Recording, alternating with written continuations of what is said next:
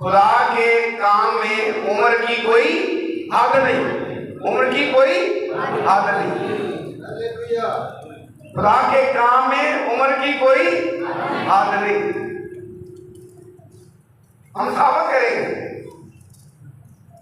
सिर्फ कलाम सुनना ही खिदमत नहीं, पुलपिट पे आके बैठ जाना, यहां से अनाउंसमेंट करना, सिर्फ यही काम नहीं। बहुत सारे काम हैं जो खुदा की कुदरत से हो सकते हैं। इस छोटी बच्ची जैसा एक बेटी, वो भी असीरी में चली गई।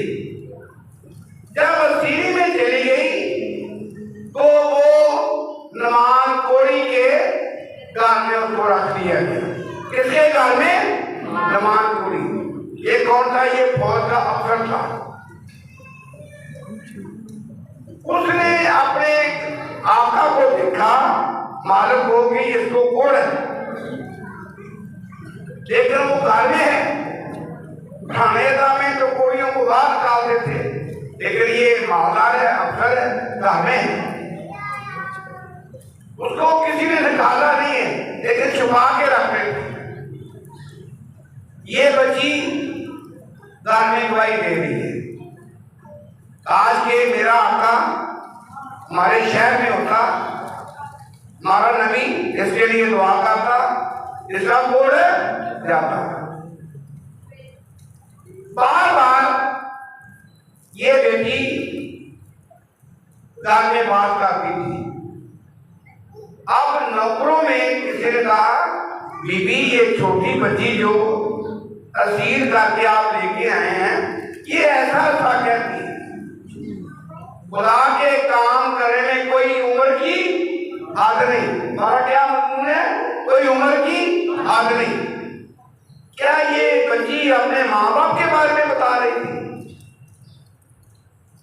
अपने काम के बारे में बता रही थी? नहीं,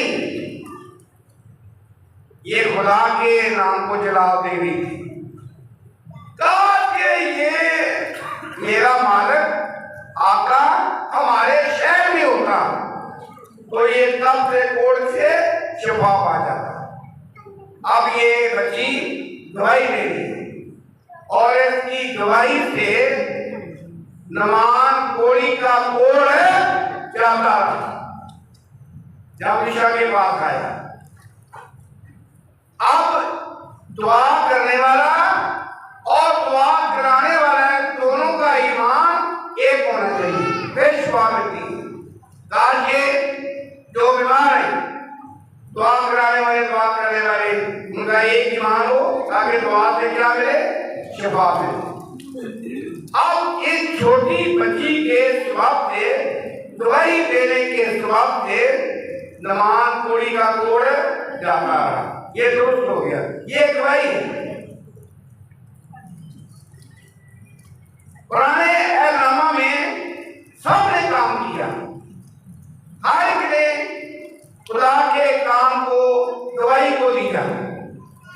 किसी ने थोड़ा काम किया, किसी ने ज्यादा काम किया, लेकिन हर एक ने अपनी अपनी जिम्मेदारी को पूरा किया।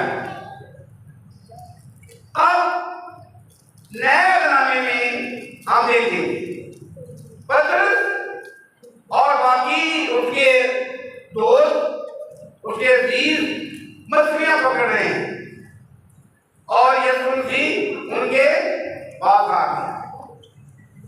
उन्होंने कुछ नहीं पहचाना कि ये यीशु मसीह है। उसने कहा, पतरस जाल गहरे बन गए। यीशु को कौन सी बात याद ना? अब यीशु मसीह के वसीला से पतरस ने अपने आप को दलेरी के साथ उसके दूर पेश किया। जब यीशु मसीह ने काम किया तो पतरस कह रहा है, ऐ गुलाम मेरे पास से चला जा, क्योंकि मैं बड़ा गुनहगार हूं। यीशु मसीह ने उसको फेंक नहीं दिया, बाहर नहीं कर दिया, बल्कि कहा, पतरस आज से तू आदमियों का शिकार करेगा। यानी मेरी गवाही बहुत सारे लोगों के पास देगा। पतरस की उम्र और एक बच्ची की उम्र कितना फर्क है। लेकिन गवाही बच्ची भी देगी, बच्ची ने भी गवाही दी है ताकि वो उसका कोट जाता रहा और मौत रहा उस खानदान में हुआ।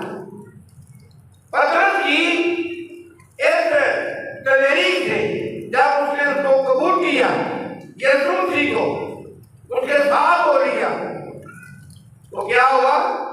पतरस यीशु मसीह के जाने के बाद काम को दलेरी के साथ कर रहा है।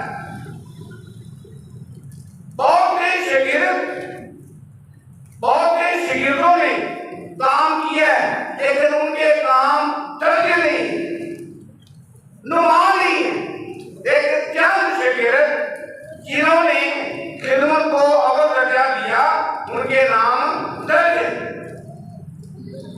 अब यीशु मसीह के साथ बहुत सी भीड़ है, तो यीशु मसीह ने कहा इन लोगों को जाने दे, बाहर जाके खाना खाएं। यीशु मसीह ने क्या कहा? तुम इनको खाना दो, तुम इनको खाना दो। तो कहा हमारे पास कितने रोटियां कहाँ थी?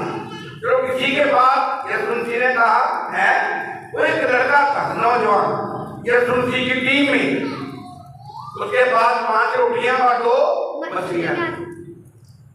अगर वो उसकी माँ उसको 2 मछलियां 5 रोटियां ना देती, क्या मौका हो सकता था? क्या खुदा का काम हो सकता था? ये खुदा का काम यीशु मसीह ने जो कुछ उसके सुपुर्द था उसने उसको किया। 5 रोटियां और 2 मछलियों से 5000 को खाना खा दिया। इस नौजवान के वसीला से ये काम हुआ। अगर ये नौजवान उस टीम में ना होता, यीशु मसीह के साथ ना होता, तो मौका ना होता। इसलिए खुदा का काम करने में उम्र की कोई आदत नहीं। अब नए नामे में यूहन्ना 4 में सामरी औरत का जिक्र है। ना कोई पढ़े लिखे की बात है, ना कोई अनपढ़ की बात है, ना कोई ग्रेजुएट की बात है, ना कोई सेमिनरी यात्रा की बात है। बात हो रही है यीशु मसीह किसी उम्र में भी हमसे काम ले सकते हैं। हम उसकी गवाही किसी उम्र में भी हो दे सकते हैं। हम उसके नाम को चला किसी उम्र में भी हो दे सकते हैं। अब पाकराम के मुताबिक एक और की गवाही कैसी है, इसकी स्थिति कैसी है, हम सब जानते हैं। यूहन्ना 4 में अब यीशु मसीह ने जो कुछ उसको बता दिया, औरत अपना घड़ा छोड़कर शहर में चली गई। ना सिर्फ आप बची, बल्कि पूरे शहर को बचा दिया। यीशु मसीह के पास आओ और एक शख्स को देखो जिसने मेरे सारे गुनाह मुझे बता दिए। क्या मुमकिन है नसीह? उस बच्ची ने नमानखोरी को वोट से बचाया और एक गवाही उस खानदान ने कायम की। उस लड़के ने 5 रोटियां 2 मछलियों से मौका यीशु मसीह ने किया। अगर उसके वसीला से ये काम हुआ, अब सामरी औरत शहर में चली गई है, लोगों को बता रही है, गवाही दे रही है, यीशु मसीह के बारे में बता रही है। जब लोग सुन रहे हैं तो सारा शहर, सारा इलाका यीशु मसीह के पास आ गया और कहने लगे, ऐ औरत, अब हमें तेरे कहने की जरूरत नहीं, हमने खुद अपनी आंखों से देख लिया। पूरा शहर उसके वसीला से, उसकी गवाही से पूरा शहर बच गया। हम क्या कर सकते हैं? हम किस उम्र में, बुढ़ापे में हैं, बचपन में हैं, हमारी गवाही कहां तक बैठ सकती है? हम गवाही कहां तक दे सकते हैं? किस चीज को गवाही दे सकते हैं? छोटे बच्चों को यीशु मसीह के बारे में बता सकते हैं। एक मिशनरी, उसने घर में ये लकड़ की कटी लटकाई है, उस पर लिखा है तौबा करो यीशु जल्द आने वाला है। किसी के साथ कोई बात नहीं कर रहा, वो जा रहे हैं, लोग देख रहे हैं, तौबा करो यीशु जल्द आने वाला है। बस यही हुक्म है, किसी को नहीं कह रहा। और के खामोश जा रहा है, लोग पढ़ रहे हैं तौबा करो क्योंकि यीशु जल्द आने वाला है। कितनी बड़ी गवाही है। ना आपको पैसा खर्च किया, ना आपको जोर दिया, ना आपको देखे बताई, ना आपको बड़ा इतवा किया, और जा रहा है गवाही दे रहा है। हम कौन सी गवाही दे रहे हैं? कहां तक काम है? क्या हम काम में मसरूफ हैं? काम का नाम ये भी मजदूरी है। लेकिन हम बहनों में गवाही दे सकते हैं जिन्होंने यीशु मसीह को कबूल नहीं किया। यीशु मसीह के मौत के बारे में बता सकते हैं, भाइयों में बता सकते हैं यीशु मसीह के मौत के बारे में। आप पत्र आवाज होगा में जब कलाम सुना है, उसके वसीला से 3000 लोग यीशु मसीह पर ईमान लाए। 3000 लोग। अगर पत्र यीशु मसीह के पास आया और यीशु मसीह के वसीला से पतरस ने बड़े बड़े मौत देखी, पतरस खिदमतगारी का काम कर रहे हैं, लोग 3000 लोग उसके वसीला से बच गए। शायद हम 3000 नहीं बचा सकते, 2000 नहीं, 100 नहीं, लेकिन हम अपने साथी को, नौजवान बहने भाई एक दूसरे को गवाही देने से बात ना आए।